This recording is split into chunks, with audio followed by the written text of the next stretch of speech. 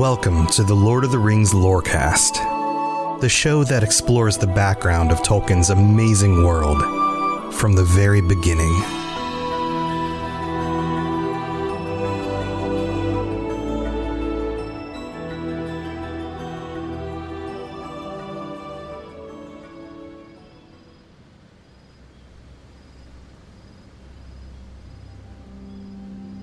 Our story is now completely in a different world. The rules are changed. We are in Valinor, the holy city of the powers of Arda. The way things work here is different, and continues to be more and more different from the rest of Middle-earth. In a time not too long from now, Valinor will be separated from the rest of the physical world, physically. Not just with a barrier of oceans and hard-to-navigate islands and dark, mysterious fog of some sort, but actually removed from the world. This will happen soon, but even now, even while Valinor is still part of the rest of the world, physically, it is a place where things happen differently. The rules of what we can expect do not apply. I'm forwarding this episode with this warning. Warning might be a little bit too strong. With a framing of the situation, because today's episode is firmly in the realm of myth and symbology. And we know for the rest of these works, the rest of the Silmarillion, there is a lot of myth, there is a lot of symbology. I've been pointing out a lot of it on this show. But today's episode is steeped in it. Earendil, or Earendil, our main character, the character that we've been following for this portion of the story, and his wife Elwing, are about to undergo transformations that will make them some of the most well-known elves who have ever lived.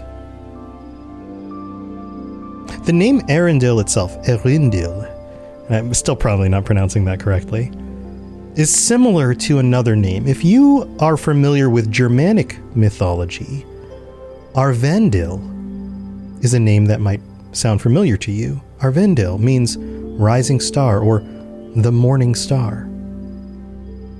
And I don't think that's a coincidence, because Earendil is about to become the morning star of Arda.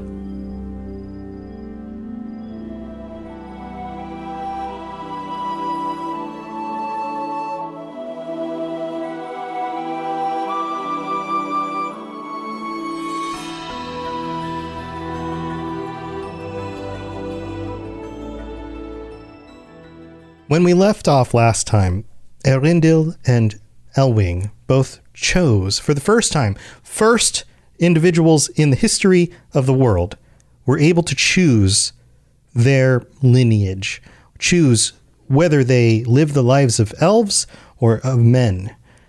Which fate will they get? They both pick elves, so we know that they are now eternal, like every elf. They will not die of old age or disease, and they will exist in some form until the end of the world. Now, immediately after this, we are told that Eonwe, the Valar, goes to the shore of Aman. Eonwe is making things happen. Things are in motion. Earendil's coming to the Valar has sparked action, and the Valar are not waiting.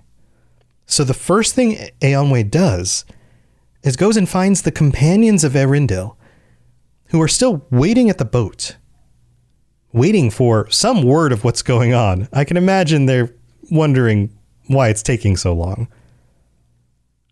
And we aren't given their perspective of the story, although that would be very interesting to see. But what we are told is interesting. the Valar send the boat away off a wind into the east. And at the same time, they transform the vessel.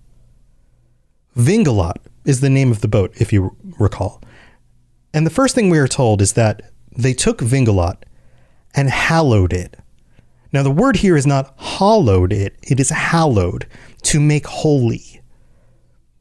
For whatever that means in the world, they take this vessel and they make it holy.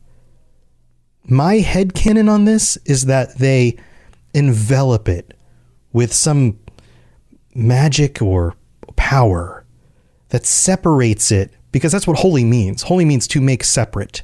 That separates it from any other vessel, from any other earth-born device for going across the ocean. And in separating it from other boats, it not only can go in the ocean, but also now can lift off into the sky and to the stars.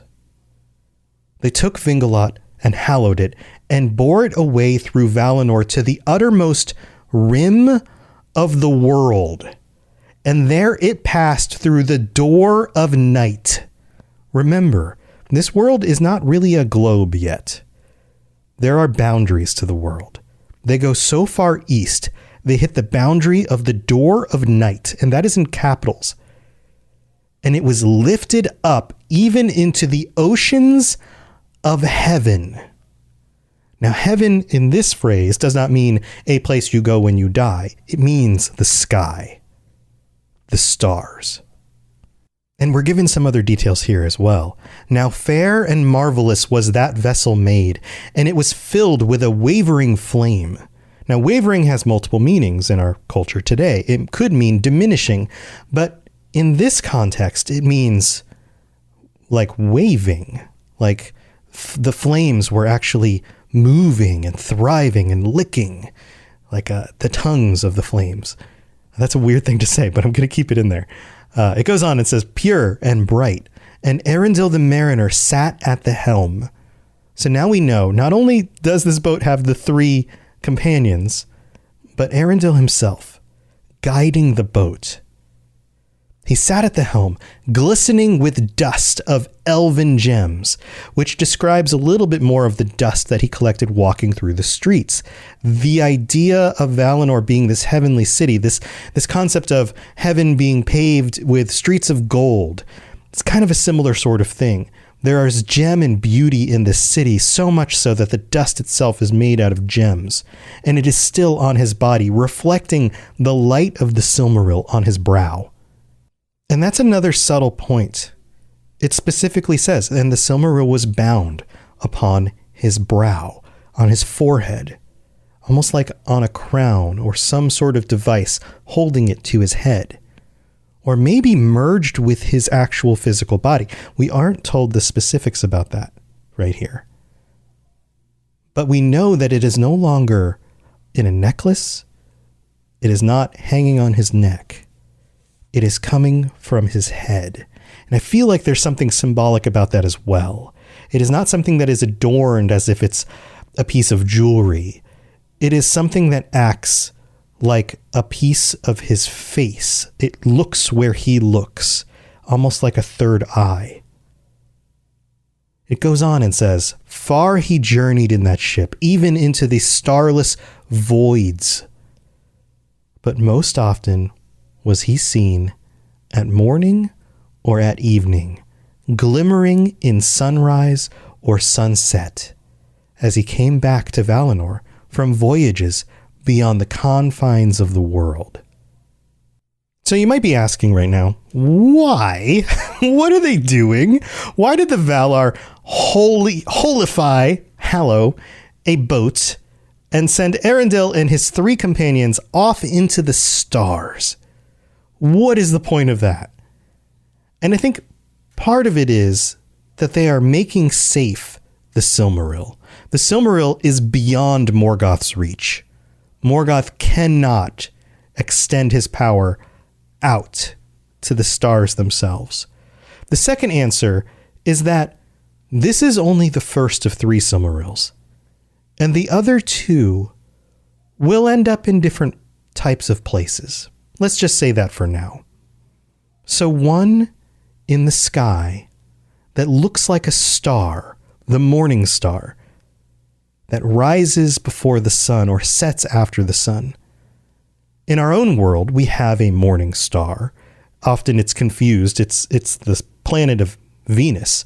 And the reason why it appears to rise before the sun or set after the sun is because it's closer to the sun than we are in our orbits.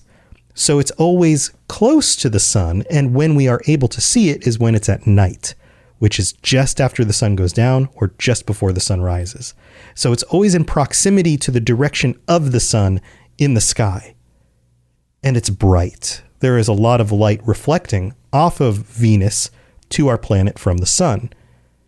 Sometimes it's confused as Mercury, because Mercury does the same kind of thing, but Mercury is much closer to the sun, and the chance of being able to see it in the sky is much smaller. And it's right at sunset or right before sunrise. And sometimes morning star also means the star Sirius, which also tends to appear in the summer months in the northern hemisphere early at sunrise between July and September. In this world, the morning star is an individual, an elf on a boat with 3 companions, with a Silmaril on his brow. And this is phenomenal when you think about it, because the morning star still exists in the Second Age. It still exists in the Third Age. Earendil is still traveling to and from Arda with a Silmaril on his brow. And Earendil is the father of Elrond. So from Elrond's perspective, in the Lord of the Rings stories, if he goes outside at night and looks up and sees this star, which isn't a star, up in the sky, he's seeing his father, who left him in order to go to Valinor to ask for help from the Valar, and who got sent into the stars. It's kind of crazy when you think about it. Like it's a made-up story, a myth that has a fun idea of how it actually was put together, but isn't really the truth. But in this world, that is the truth. That is the literal truth of the situation. And it's kind of cool to think about. Now, the other piece of this I find particularly interesting is that he goes beyond the door of night into the oceans of the heavens, into the stars, and also the void between the stars. What else is he experiencing out there? Those 4 companions on that ship. Are they discovering other worlds? Are they interacting with other beings? It's kind of mind-boggling when you think about it. Now, you also might be wondering, well, what about Elwing? Elwing doesn't go on the boat with him. She goes into Valinor. She goes onto the shores of Aman, and then lets him go off on his own, and she stays back in order to talk to the Valar, because that's his place. Similar kind of thing here. He gets on the boat with the companions, heads off into the stars. She remains. And that was her place. That was her choice. And he comes back and visits. They're not totally separated. But she remains in Valinor. It says in the text, "On those journeys Elwing did not go, for she might not endure the cold and the pathless voids, and she loved rather the earth and the sweet winds that blow on sea and hill." So this raises the question as well, what about the other companions? What about Earendil? And I think that has to do with the Hallowing. They were made to be able to do this, but she was not. And she didn't want to be. She wanted to remain on the earth. And specifically it mentions here with the sweet winds. Remember, she was turned into a bird. It goes on.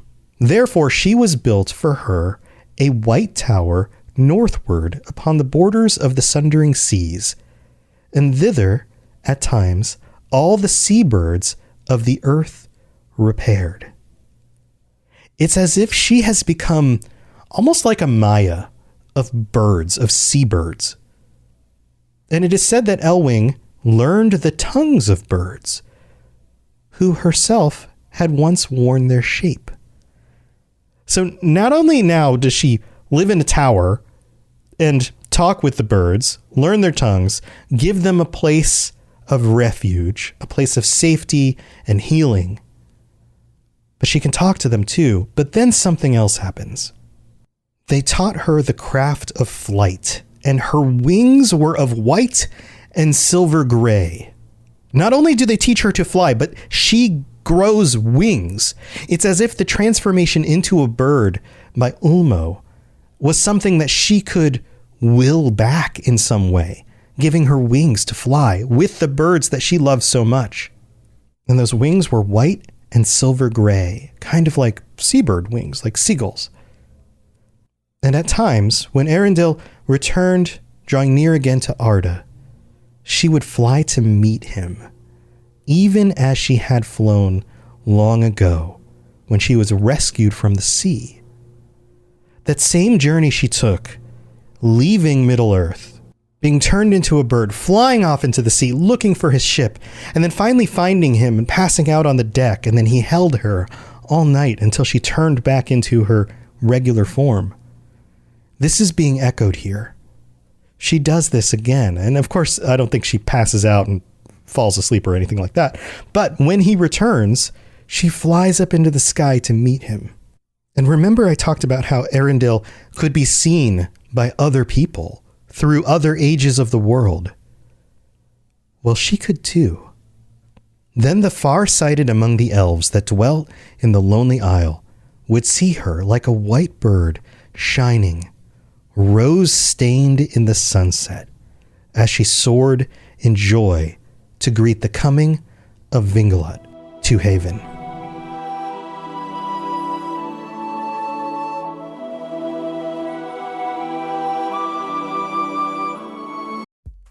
It's time for that spring reset. I'm taking a look at everything in my closet and figuring out that, oh no, this absolutely needs to go. And it's about time I replace things so that my clothes aren't older than my 15-year-old. Now you might think that they lasted that long because they were well made, but no, they're in terrible condition. Unlike the new jeans I just got from Quince. Jeans have always been my personal go-to because you can kind of wear them for lots of different things, but maybe they're not your thing. Maybe you're looking for, 100% European linen with insanely soft flow knit activewear fabric. It's definitely getting warmer, and their flow knit activewear is moisture wicking, anti-odor, and soft enough that you'll actually want to wear it every day. So pick out what you want. You can't go wrong because they have prices 50 to 60% less than similar brands. And like I said before, they are high quality. I continue to wear their clothes all the time, and I know that these new jeans are going to last me a lot better than the other things in my wardrobe. And on top of it, they look great. They're so comfortable, and I spent just as much on the jeans that I am now cleaning out of my wardrobe. So if you're looking for something better, just all around better, go check out Quince. So go do it right now. Refresh your wardrobe with Quince. Go to quince.com/ringslore for free shipping and 365-day returns. Now available in Canada too. Go to quince.com/ringslore for free shipping and 365-day returns. Quince.com/ringslore. IPVanish protects every device you own. Your phone, your laptop, your smart TV. If it connects to the internet, it should be protected. IPVanish encrypts your connection and masks your IP address, helping keep your browsing private at home and on public Wi-Fi. And with no device limits, one account covers everything. Stream with added privacy. Browse securely. Connect with confidence. Online protection made simple. Right now, save 83% off the 2-year plan. Get started today at ipvanish.com/audio and take control of your privacy with IPVanish.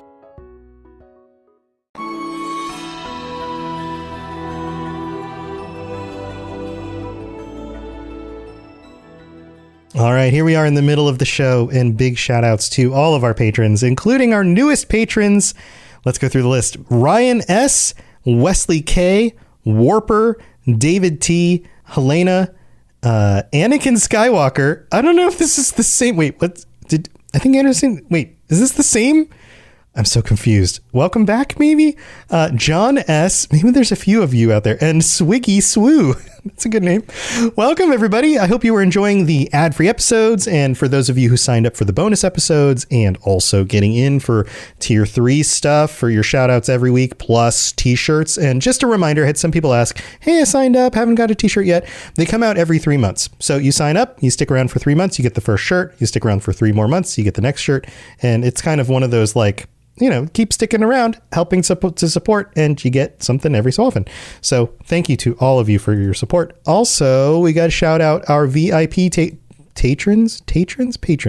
Words are hard. There's a t-shirt on the store that says words are hard. It's also one of the shirts that you get if you sign up as a VIP patron. Man, that's appropriate. All right, let's go through the list real quick. Anakin Skywalker, Austin C., Azal Razzle. I mess that up every time. Bo, Brad S, Brandy D, Chewbacca, Christopher D, David S, David M, Drupal, Esoteric Rage, Gavin Olaf, Goldberry, Jesse P, Katie S, Larry, Lauren C, Michael E, Nick K, Obi-Wan Kenobi, Patrick W, Sam B, Shannon L, T-Rex, TJT, Wes P, Who Let the Juan Out. That's everybody. Thank you so much for your support. That's all the VIP patrons. And if you're interested and curious about what all these people are doing signing up for this show, go to patreon.com/LOTR Lorecast and you can check out everything over there.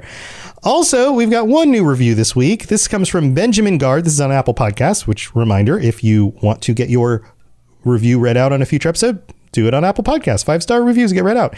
This one says, great show. Really enjoy listening to this at work. Simple, to the point. Thank you so much, Benjamin Gard. And anybody else who wants to help out the show with reviews, or I guess their ratings on Spotify or whatever other platform you listen to this on, or sharing it with your friends or coworkers or family, any of that stuff. Lots of wonderful stories about people sharing this with their families and listening together and those kinds of things. So thank you for all the support. Let's move on with the rest of the show.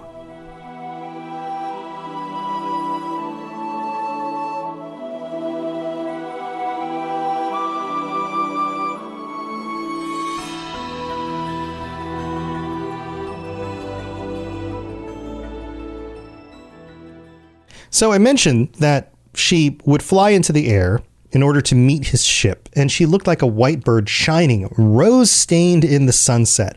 And I feel like there's some symbolism here. I mean, it seems like it's a literal explanation of what is going on. She turns into a bird and flies up into the sky and reflects the light of the sun. But it also feels like an astronomical occurrence. And I was thinking like a comet, or sometimes comets are red-hued. I think that's the closest thing I can come to here. So we have the morning star, and then we have Earendil, the morning star, and Elwing, like a comet rising to meet it in the sky.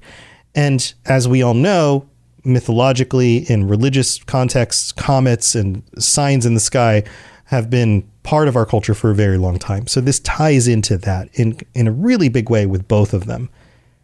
But there's more to the story here. Now, when first Vingula was set to sail in the seas of heaven, it rose unlooked for, glittering and bright. And this is the part I was talking about other people being able to see it. And the people of Middle-earth beheld it from afar and wondered. And they took it for a sign. And they called it Gil Estel, the star of high hope. So let's pause here for a moment. This is an astronomical occurrence that nobody has ever seen. And then all of a sudden, the people in Middle-earth notice this.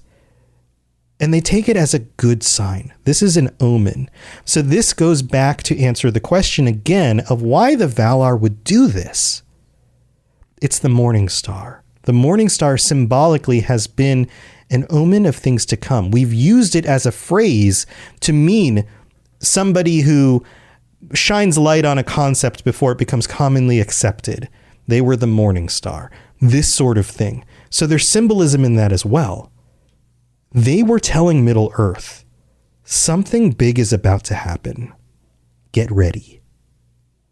Have hope. Now, what's interesting here is you might also be thinking about the Noldor. What about the sons of Feanor? What were they going to do about the Silmaril? They thought it fell into the ocean. That is answered here as well. And when this new star was seen at evening, Maedhros spoke to Maglor, his brother, and he said, surely that is a Silmaril that shines now in the west. They could tell. This wasn't a star. This was a Silmaril with the eyes of elves, and having had Silmarils near them, they could tell that this was the light of a Silmaril. Now, you might expect them to respond in ways that they have in the past, but something changes here. Maglor answers, "If it be truly the Silmaril which was cast into the sea that rises again by the power of the Valar, then let us be glad. For its glory is seen now by many, and is yet secure from all evil." He realizes that this is actually a good thing, even though this doesn't bring the Silmaril back into the hands of the sons of Feanor and follow through with their oath and all of that. This is out of their hands. If this is what is decided by the Valar, which he's right about, then this is the best possible case, even if it doesn't fit within their oath. He's wise enough to realize that. You get this feeling that they're starting to tire of this oath that has brought so much destruction and evil to the world. It goes on. Then the elves looked up and despaired no longer. But Morgoth was filled with doubt.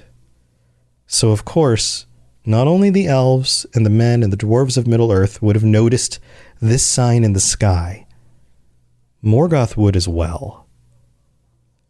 And from his perspective, he has been in Beleriand for centuries now, with no real interference. A little bit from Ulmo, but no real interference from the rest of the Valar. Able to do what he wants, thinking they're not playing this game anymore. It's just me and these elves, which he hated. And it was all on his terms. Well, we get this final paragraph.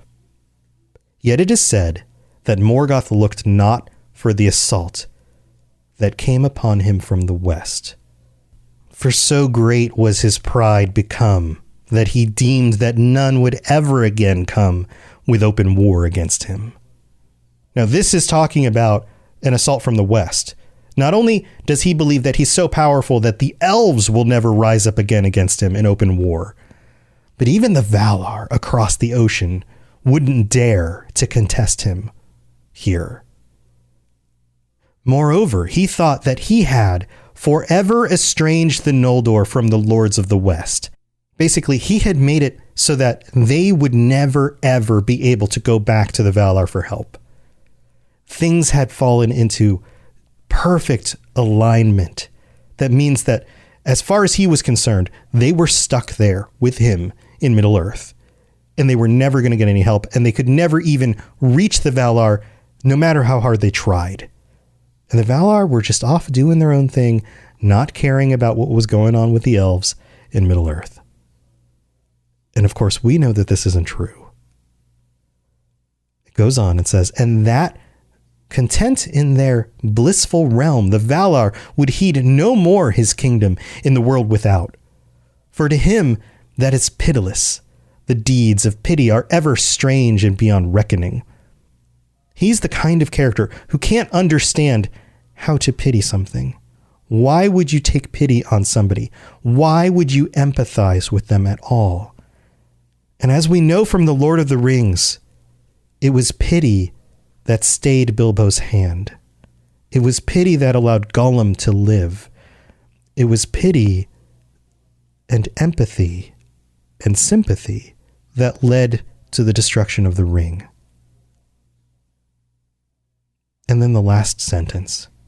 But the host of the Valar prepared for battle, and beneath their white banners marched the Vanyar, the people of Ingwe, and those also of the Noldor who never departed from Valinor, whose leader was Finarfin, the son of Finwë.